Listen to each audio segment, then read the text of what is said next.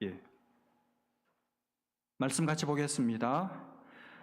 요한복음 11장 1절부터 4절까지, 신약성경 요한복음 11장 1절부터 4절까지 말씀입니다. 신약성경 164면점에 있습니다. 요한복음 11장 1절부터 4절까지 말씀 찾으셔서 저와 여러분이 교독하겠습니다. 교독하고 4절 말씀은 같이 읽겠습니다. 1절 말씀 제가 먼저 읽습니다. 어떤 병자가 있으니 이는 마리아와 그 자매 마르다의 마을 베다니에 사는 나사로라. 이 마리아는 향유를 주께 붓고 머리털로 주의 발을 닦던 자요, 병든 나사로는 그의 오라버니더라. 이에 그 누이들이 예수께 사람을 보내어 이르되 주여 보시옵소서, 사랑하시는 자가 병들었나이다 하니, 예수께서 들으시고 이르시되 이 병은 죽을 병이 아니라 하나님의 영광을 위함이요 이로 말미암아 영광을 받게 하려 함이라 하시더라. 아멘. 오늘 본문은 여러분 잘 아시는 내용입니다. 마르다와 마리아의 오빠인 나사로가 죽게 되었을 때 예수님께 도움을 요청했지만 예수님이 곧바로 오시지 않고 지체하시는 바람에 나사로가 죽게 되고, 나사로가 죽게 되었을 때 그제서야 예수님께서 죽은 나사로의 무덤에 찾아가셔서 죽은 나사로를 살리시는 그런 기적이 오늘 본문에 기록되어 있습니다.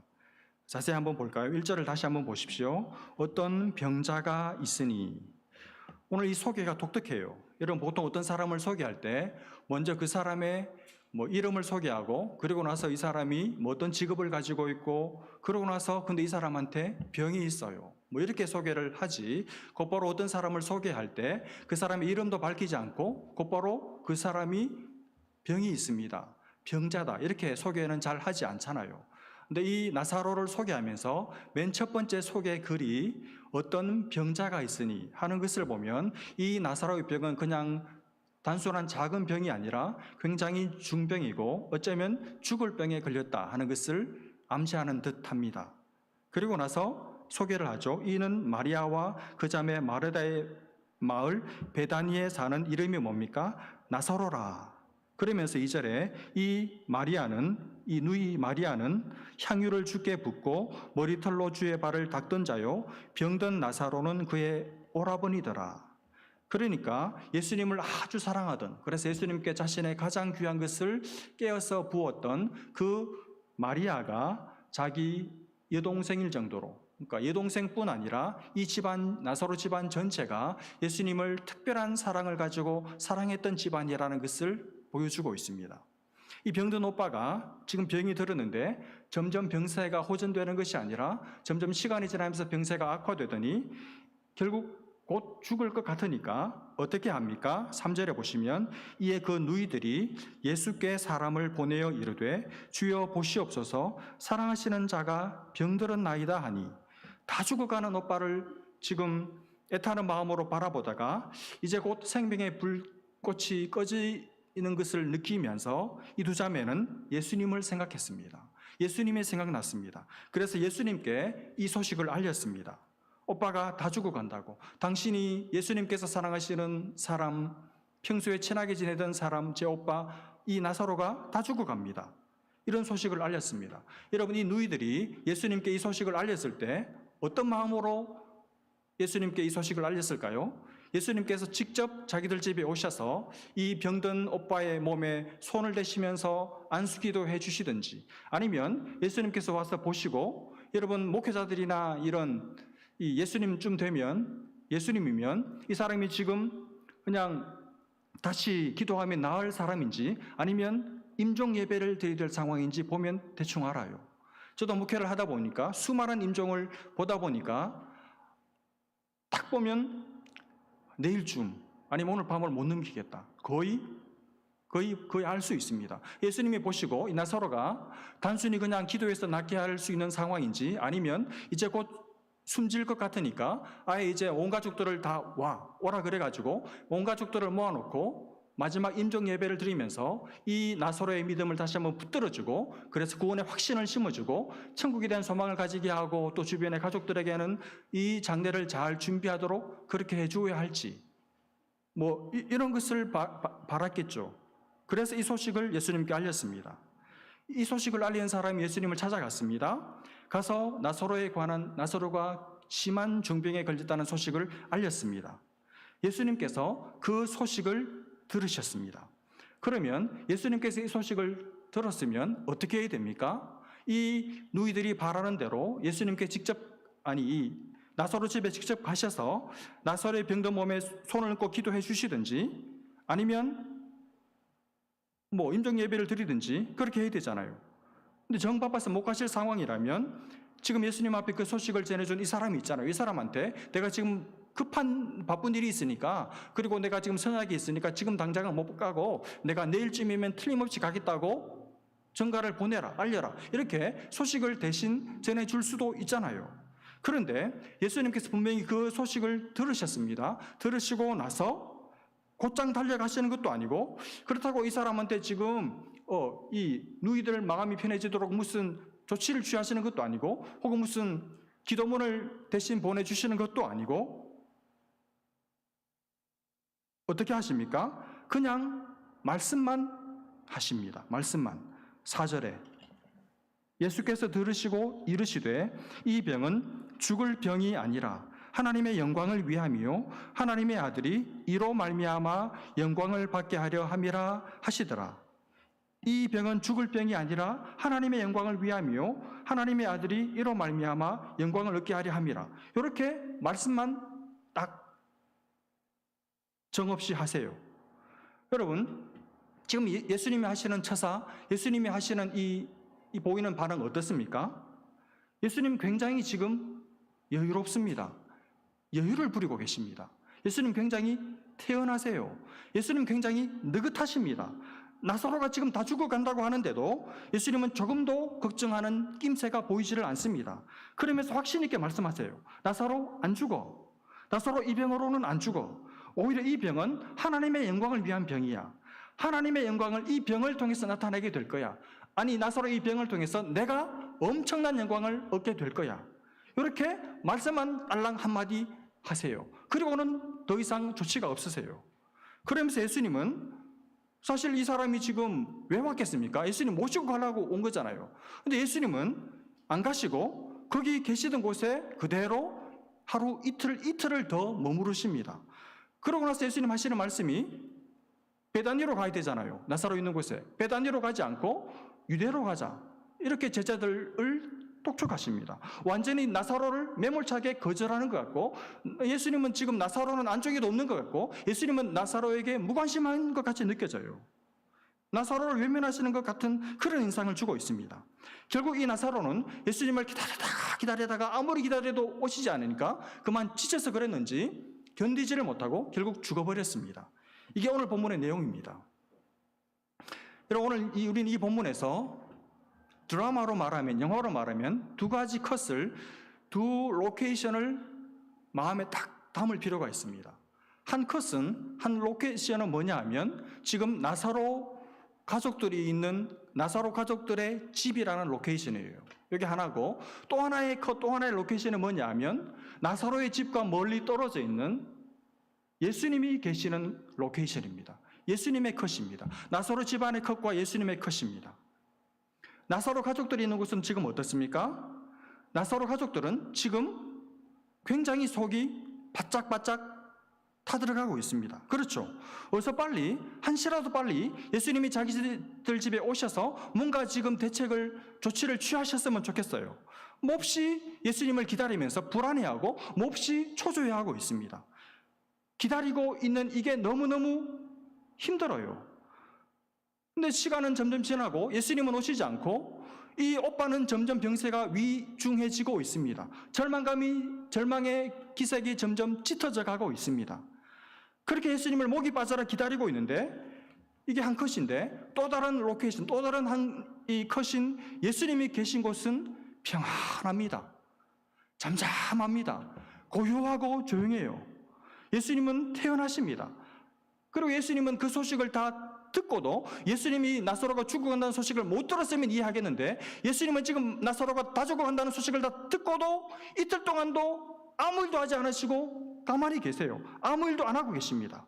그리고 하시는 말씀이 딴 데 가자. 그러고 계세요. 무관심해 보입니다. 여러분 이 두 장면을 머릿속에 탁 넣어 두십시오. 예수님 계신 곳과 나사로 이 가족들이 있는 곳. 나사로 가족들은 지금 예수님과 떨어져 있어서 예수님을 못 봐요. 그렇죠. 예수님이 안 보입니다. 그저 애타게 예수님이 오시기만을 기다리고 있습니다. 예수님이 도대체 뭐하고 계시는지, 왜 안 오시는지 알 길이 없어요. 속이 타들어가고 기다리는 게 너무너무 고통스럽고 힘이 듭니다. 여러분 이 두 장면을 놓고 한번 생각해 보십시오. 여러분 이 두 장면이 많은 진실된 성도들의 삶의 모습과 똑같아요. 이 두 장면이 꼭 우리 모습하고 똑같습니다. 여러분 우리가 기도할 때, 하나님께 간절한 소원을 두고 기도할 때 제일 힘든 게 뭡니까? 기다리는 게 제일 힘들어요. 기다리는 게. 그렇죠. 예수님이 빨리 오셔서 이 문제 좀 빨리 해결해 주셨으면 좋겠는데 그 기다리는 예수님은 소식이 없어요. 말씀이 없으십니다. 아무리 기다려도 응답이 없습니다. 다른 사람들은 그렇게 잘 도와주시는 예수님이 나만은 찬밥 대우를 하십니다. 나한테는 너무 느려요. 나한테는 너무 냉정하고 나한테는 너무 무심하고 무관심하세요. 딴 데 가서 그렇게 열심히 도와주시는 예수님이 나는 그냥 혼자 덩거리니 나 혼자 짐을 지고 나 혼자 문제를 끌어안고 혼자 고통스럽게 덩거리니 내버려 두십니다. 그때 여러분 마음이 어떻습니까? 섭섭하죠? 엄청 섭섭해요. 목사님들이 절대로 걸리지 말아야 될 병, 섭섭병, 목사한테 섭섭해하지 마라 그러지만 섭섭한 건 어쩔 수 없어요. 여러분 섭섭해 보셨죠? 저한테 섭섭해 보셨죠? 저도 여러분이 섭섭할 때가 있습니다. 섭섭할 때 안 섭섭해져요? 안 섭섭해져요? 계속 섭섭해요. 너무너무 섭섭해요. 어떻게 그럴 수 있어? 어떻게 그렇게 대우를 할 수가 있어? 섭섭하죠. 섭섭해하지 말아야 한다는 것을 알지만 섭섭한 건 어쩔 수 없어요. 지금 이 마르다와 마리아 엄청 하나님께, 예수님께 섭섭합니다. 평소에 그렇게 친하게 지내던 예수님, 그렇게 자기 집에 와서 유숙하시면서 기쁨의 잔치를 함께 나누던 그 예수님은 온데간데 없고 지금 오빠가 다 죽어간다고 하는데도 예수님은 감감무소식입니다. 그러니 계속 불안하고 초조하죠. 그래도 믿음이 있어서 딴 데 가지를 못하고 계속 기도하면서 기다리죠. 여러분 진실한 성도들에게 제일 힘든 게 기다리는 겁니다. 기다리는 거. 여러분 정말 하나님을 믿고 하나님을 따르고 그분을 신뢰하는 성도들, 그래서 기도하는 성도들이 기도 안 하는 게 아니고 기도하는데도 하나님을 기다리는데도 아무런 응답이 없을 때 하나님은 그저 가만히 계시는 것 같고 나에게 관심이 없는 것 같고 그래서 마음이 점점 불안해하고 초조해지다가 더 이상 끝이라고 생각되어서 절망적이 되어갈 때 여러분 마음이 섭섭합니다. 화도 납니다. 그러면서 예수 믿는 게 무슨 소용이 있어? 하나님 살아계신기나 하나 내가 예수 믿는 게 무슨 소용이 있나? 신앙의 회의가 들기도 하고 급기야 하나님을 욕하고 싶은 마음도 듭니다. 그게 하나님께 시험 든 거죠. 하나님께 시험 든 거. 여러분 진실한 성도들이 그렇게 될 수 있어요. 하나님께 기대하는 게 있었기 때문에, 내가 진짜 하나님을 믿었고 하나님만 믿었기 때문에, 믿었던 하나님께 배신당했다고 느껴질 때 실망도 하고 배신감도 느끼고 그분께 화도 나는 것이죠. 여러분 믿음 없는 사람, 기도 안 하는 사람, 나날의 신자들, 그런 사람들은 하나님께 섭섭할 것도 없어요. 하나님께 시험 들 일도 없습니다. 하나님 안 믿으니까, 어차피 교회에 놀러 오는 거니까, 하나님께 기대하는 바가 없으니까 그런 사람들은 하나님께 실망할 일도 없고 하나님께 배신감 느낄 일도 없고 하나님께 화날 일도 없고 하나님께 시험 들 일도 없습니다. 그러나 정말 하나님을 의지하고 하나님 한 분만을 의지하고 하나님만 바라고 믿고 기다림에 따랐던 성도들은, 그래서 진실하게 하나님 앞에 오랫동안 기도하며 살아왔던 기다렸던 성도들은 기다림의 끝이 보이지 않을 때 하나님 때문에 시험에 들기도 합니다. 여러분 가운데 오늘 이 마리아 같은, 이 마르다 같은 하나님께 섭섭한 마음이 있으신, 하나님께 시험 드신, 하나님을 생각하면 배신감이 드는, 내가 예수를 평생 믿었기 때문에 딴 데는 갈 데가 없어서, 갈 수가 없어서 하나님께 나와 예배는 지금 드리고 있지만 마음으로는 하나님께 차가운 냉기가 쫙 흐르고 있는, 혹시 그런 분이 여러분 가운데 계십니까? 정말 하나님만 바라보고 그동안 간절히 기도해 왔는데, 오랜 세월 기도로 하나님 앞에 나아갔는데 하나님은 아무런 응답이 없으시고, 남들은 그렇게 잘 도와주시고 그렇게 기도 응답 착착해 주시는데 내게는 너무 빡빡하고 차갑고 매몰차고, 그런 하나님으로 느껴지신 분이 계십니까?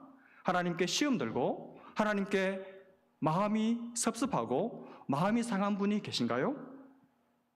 저는 오늘 여러분에게 그런 마음을 혹 가지고 계신 분이 계시다면, 그런 여러분에게 이 나사로 가족들이 있는 이 집안의 이 컷만, 이 로케이션만 보지 마시고, 멀리 떨어져 있지만 나사로 가족들은 지금 전혀 볼 수 없지만 예수님이 계신 이곳의 이 컷, 이 로케이션을 볼 수 있는 눈을 주님이 열어주시기를 간절히 소원합니다. 여러분, 우리는 내가 있는 이 장면만 봐요. 나는 나사로 집 안에 있기 때문에 나사로 집안의 풍경과 분위기와 영적인 상태만 볼 수 있어요. 예수님이 계신 곳에서 무슨 일이 벌어지고 있는지 우리는 볼 수가 없습니다. 내 모습, 내 상황, 내 마음, 내 장면만 보기 때문에 예수님은 아무 일도 안 하고 계신 것 같아요. 그러나 사랑하는 여러분, 그렇지 않습니다. 예수님이 계신 곳에서 뭔가 일이 나를 위해 벌어지고 있습니다. 그게 두 가지입니다. 오늘 이 두 가지를 여러분과 함께 나누면서 마음에 하나님께 시험된 분들, 마음께 하나님께 실망하고 하나님께 섭섭한 마음을, 상한 마음을 가지고 계신 분들, 다시 한번 힘을 공급받는 복된 은혜가 있기를 주님의 이름으로 축복합니다. 여러분, 예수님이 계시는 곳에서 두 가지 일이 벌어지고 있는데, 첫 번째가 뭡니까? 첫 번째는 하나님은 우리의 기도를 다 들으셨다는 사실입니다. 하나님은 우리의 기도를 다 들으셨다는 사실이에요. 우리가 드린 기도를 하나님 다 들으셨어요. 이게 첫 번째 포인트입니다. 오늘 본문에서 중요한 단어가 하나 나오는데, 4절을 보시면 예수께서 들으시고 이르시되, 들으시고라는 단어입니다. 여러분, 예수님께서 들으셨습니다. 나사로가 병들어서 죽어간다는 소식을 예수님께서 들으셨습니다. 나사로 가족들은 예수님께 알렸고 예수님은 그 소식을 들으셨어요. 그러므로 예수님은 그 사실을, 나사로가 병들어 죽어간다는 사실을 이미 알고 계셨습니다. 이게 중요합니다. 예수님께 나사로가 죽게 생겼다는 이 사연, 이 사실이 예수님께 전달이 되었고 예수님께 접수가 되었습니다.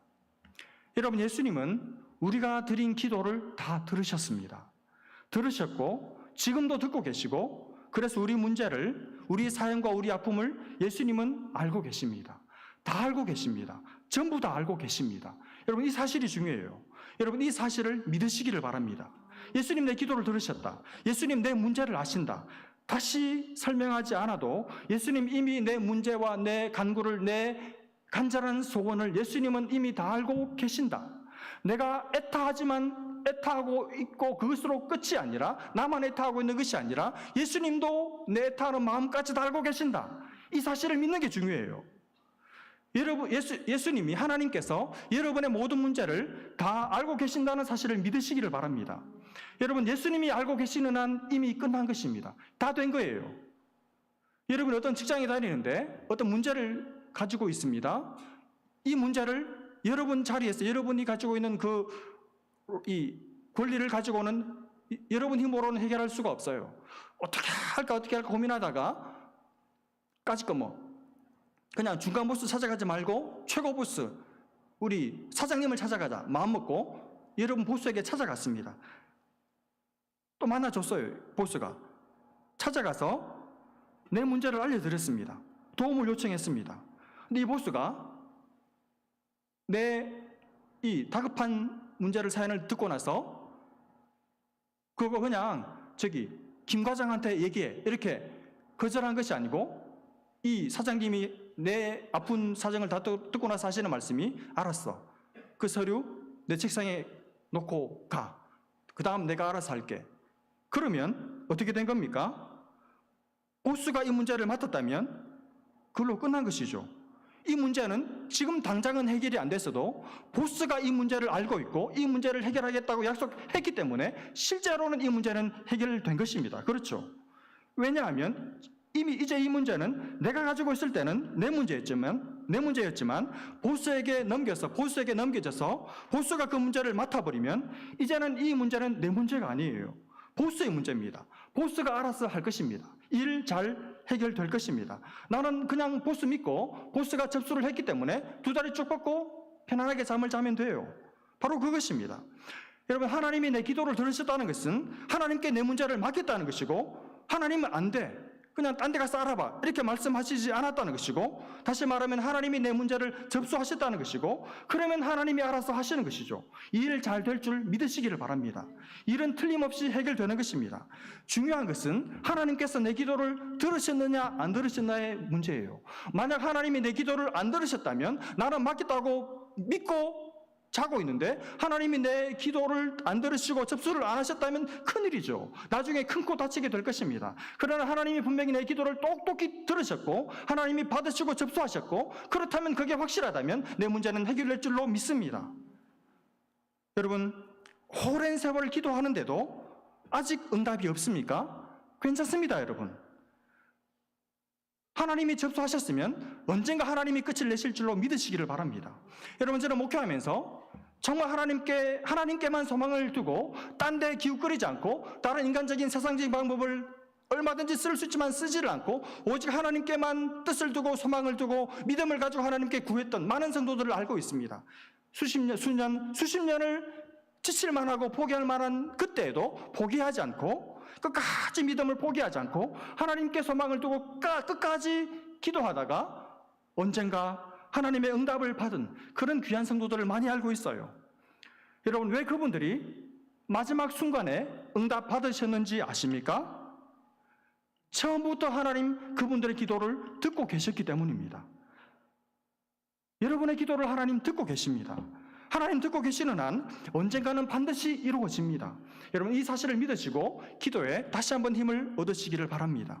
또 하나, 주님이 계시는 곳에서 일어난 첫 번째 일이 주님이 기도를 다 들으셨다는 것이고, 두 번째는 주님은 처음부터 나사로를 향해서 계획을 가지고 계셨고, 그리고 나사로가 죽었을 때, 내가 죽었을 때, 그때 비로소 행동하기 시작하셨다는 사실입니다. 여러분, 지금 나사로 가족들이 볼 때는 아무 일도 안 일어나고 있어요. 주님이 다 죽어가고 있는 나사로를 위해서 아무 대책도 없으신 것 같습니다. 아무 일도 안 하고 계신 것 같습니다. 그러나 그렇지 않습니다. 예수님은 처음부터 분명한 계획을 가지고 계셨고, 나사로가 죽었을 때 그때서야 비로소 그 계획을 행동으로 옮기고 계십니다. 우리가 이 사실을 잘 기억해야 합니다. 여러분, 보십시오. 지금 예수님 나사로의 소식을 들으시고 말 한마디만 딱 그냥 던져버리시고 그냥 유대로 가자, 그러고 계세요.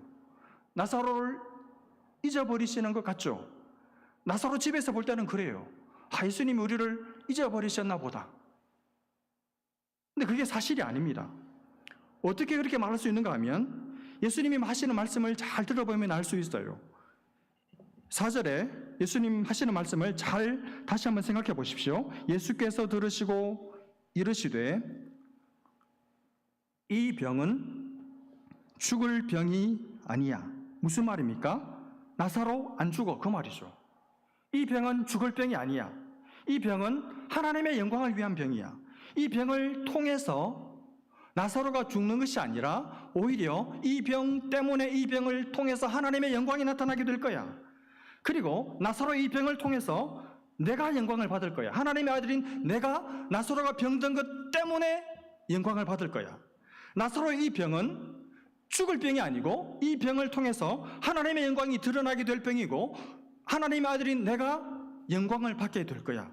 그러므로 이 병은 하나님께서 하나님의 중요한 구원사에게 도구로 쓰시는 병이고 하나님께서 귀하게 쓰시는 병이야, 이렇게 말씀하세요. 무슨 말입니까? 이 병은 그냥 앓다가 시름시름 앓다가 죽고 말 그런 자연적인 병이 아니라 이 병은 의도적이고 계획적이고 목적성이 있는 병이라는 뜻입니다. 하나님의 역사를 위해서 쓰임이 있는 어떤 계획과 의도와 목적이 실려 있는 그런 병이라는 뜻이죠. 예수님은 나사로 이 병을 통해서 만약 나사로가 병들지 않았으면 하나님 영광도 얻지 못했을 텐데 나사로가 병들었기 때문에 하나님이 영광을 받으시고 하나님의 이름이 높임받게 하려는 그런 계획이 중간에 쑥 끼어든 게 아니고 애초부터 시작부터 첫 시작전부터 있었다는 것입니다. 그 이야기를 지금 예수님이 하시는 것이죠. 여러분, 예수님은 그냥 나사로가 병들고 그러다가 죽고 그냥 사람 눈에 보기에 그렇게 보일지는 몰라도 예수님께는 분명한 계획이 있으셨어요. 예수님은 사실 다 알고 계셨습니다. 이 사태를 전부 다 꿰뚫어 보고 계셨습니다. 이 사태 전체를 예수님이 지금 컨트롤하고 계셨고 예수님이 이 드라마, 이 영화의 감독이 되셔서 모든 상황들을, 모든 장면들을, 모든 컷들을 예수님이 다 주관하고 계셨습니다. 통제하고 감독하고 계셨습니다. 그래서 병이 나서부터 병의 진행과 나사로가 병들어 죽게 되는 이 모든 것 사이사이에 이 모든 것을 멀리 계셔서 사람들을 못 보고 있었지만 감독이신 예수님은 이 지휘봉을 들고 똑똑히 보고 계셨고 예민하게 주시하고 계셨고 지금 이 배우들을 뒤에서 움직이고 계셨던 분이 예수님이셨습니다. 그러다가 절정적인 때를, 곧 크리티컬한 때를 기다리고 계셨어요. 그때가 언제입니까? 나사로가 죽었을 때입니다. 나사로는 병든 것으로 끝나면 안 돼요. 나사로가 반드시 죽어야 됐습니다. 예수님은 나사로가 죽는 그 시점을, 그 때를, 시기를 기다리고 계셨습니다. 왜냐하면 그때가 예수님의 계획을 실행에 옮길 그때거든요. 예수님의 계획이 비로소 실행되는 때거든요. 나사로가 죽은 나사로를 살려야 하나님의 영광이 드러나고 예수 그리스도의 그 신적인 이름이 메시아로서의 그분의 정체성이 백일하에 환하게 드러나게 되기 때문에 나사로만 죽어야 했고 죽는 그 시간을 예수님은 기다리고 계셨습니다. 드디어 나사로가 죽었습니다.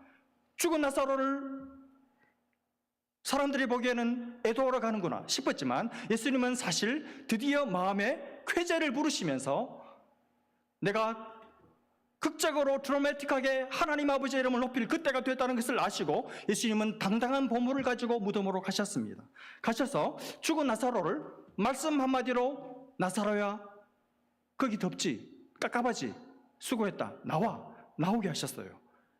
그래서 나사로는 예수님의 말씀에 명령해서 무덤에서 걸어서 수건을 동인 채로 걸어서 나왔습니다. 그 광경을 수많은 사람들이 지켜봤을 때 하나님의 이름이 높임을 받았고 예수님이 하나님의 아들이라는 사실이 그분의 신적인 행동을 통해서 드러나게 된 것이죠. 예수님은 처음부터 계획을 가지고 계셨고 나사로가 죽기를 기다리고 계시다가 나사로가 죽어 무덤에 묻혔을 때 행동하셔서 놀라운 일을 행하심으로 자신이 영광 받으시고 하나님 아버지께 모든 영광을 나사로의 병과 죽음을 통해서 돌려드린 것이죠. 여러분, 우리도 똑같습니다. 하나님 여러분과 저에게 계획을 가지고 계세요. 이렇게 살다가 죽을 인생이 아닙니다. 고생만 실컷 하다가 끝낼 인생이 아닙니다. 우리는 하나님의 계획 안에 계획 속에 있습니다. 내 눈에는 안 보이지만 도대체 뭐 하고 계시나 싶지만 하나님은 여러분과 저에게 계획이 있으세요. 계획을 가지고 계십니다. 그리고 하나님은 내 인생 전체를 지금 보고 계십니다. 나는 지금 내 앞일도 사실 내다볼 수 없지만 하나님은 내 인생 전체를 통째로 다 바라보고 계십니다. 보시면서 통제하고 다스리고 계세요. 그래서 때로는 이 사람도 보내시고 저 사람도 보내시고 이 직장에도 들어가게 하시고 저 직장에도 들어가게 하시고 이런 시험 저런 고통 이런 유혹 저런 아픔 다 겪게 하시면서 주님은 기다리십니다. 뭘 기다리십니까? 내가 죽기를 기다리세요.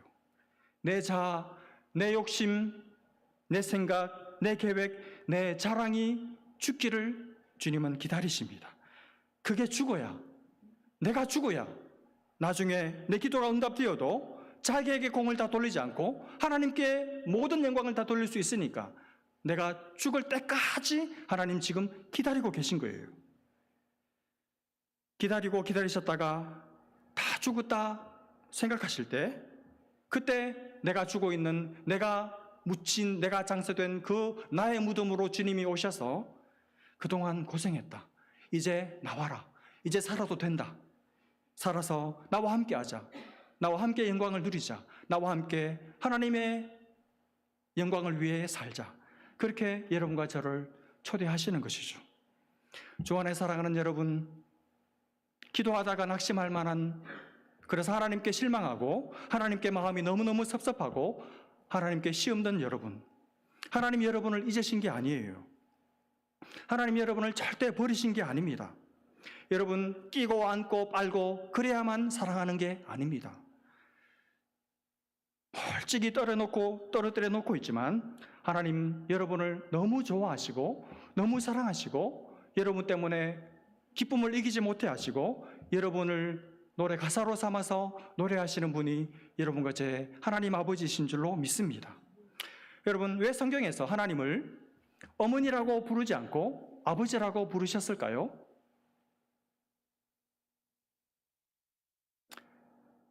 어머니도 자식을 사랑하지만 아버지도 자식을 사랑해요. 근데 아버지는 어떻게 자식을 사랑합니까? 아버지는 자식을 사랑할 때 멀찍이 떨어뜨려 놓고 사랑합니다. 멀리 서서 사랑합니다. 자식이 불편해할까봐, 자식이 부담스러워할까봐 아버지는 자식을 사랑하지만 멀찍이 떨어뜨려 놓고 사랑합니다. 그러면서도 사실은 마음으로는 자꾸 끌려요. 가까이 하고 싶어 합니다. 가까이 가고 싶어 해요. 그리고 자식이 먼저 가까이 오면 그렇게 좋아하는 것이 아버지입니다. 그게 아버지의 사랑입니다. 그래서 성경이 하나님을 아버지라고 부르는 것 같아요. 여러분, 하나님 우리를 멀찍이 떨어뜨려 놓으신 것 같은 그때에도 하나님 우리를 사랑하십니다. 무척 사랑하십니다. 엄청 사랑하십니다. 나를 잊지를 않으세요.